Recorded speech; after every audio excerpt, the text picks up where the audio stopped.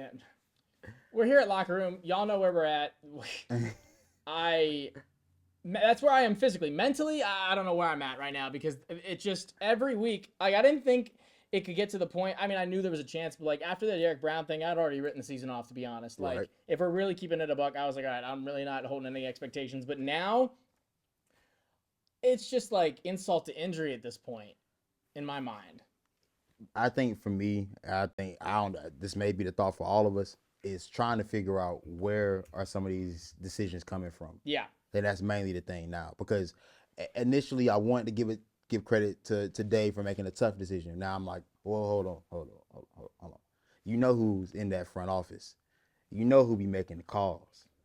So let me reel that back because did you step in and make that decision again?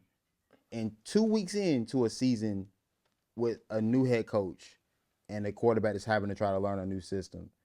And now I understand Bryce was terrible. yeah, There's not even mince words with that. No. That shit was god Yeah. awful. it was bad. Yeah.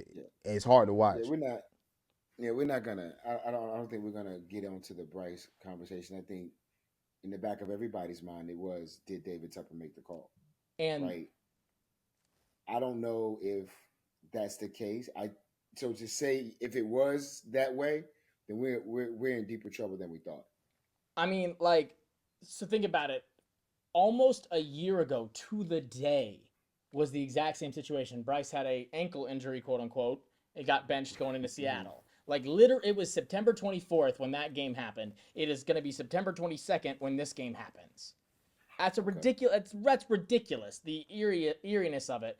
To me, though, like being there, being at the press conference after the game, like Canales was incredibly headstrong. He was asked multiple times. You heard the boos. What does it mean to you? Is he going to start next week? That question was asked in the presser, and he said, "Bryce Young is our guy." He was adamant about it multiple times, stating he is our guy.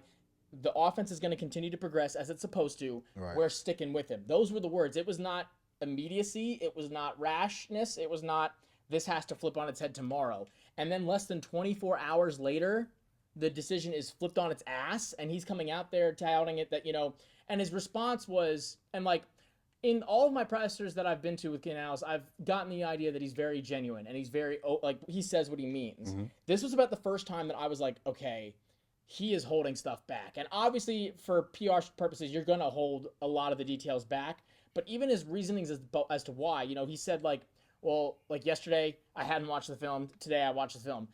I'm not, quarterback classroom. I'm not, any sort of guy who watches these film like that religiously.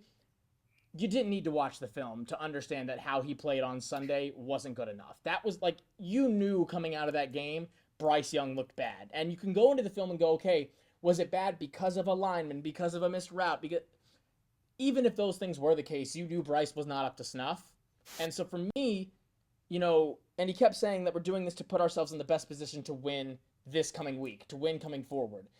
He hasn't expressed that to be his desire as a head coach at any point. The urgency has not been his factor. It's been wanting to establish the progression of how they want to come about. So to me, I think whether it was his decision or not, David Tepper was the motivation behind it. No, absolutely. But I will say that when anybody says going into a year, oh, the expectation isn't winning, that's all well and good until you start losing. Yeah.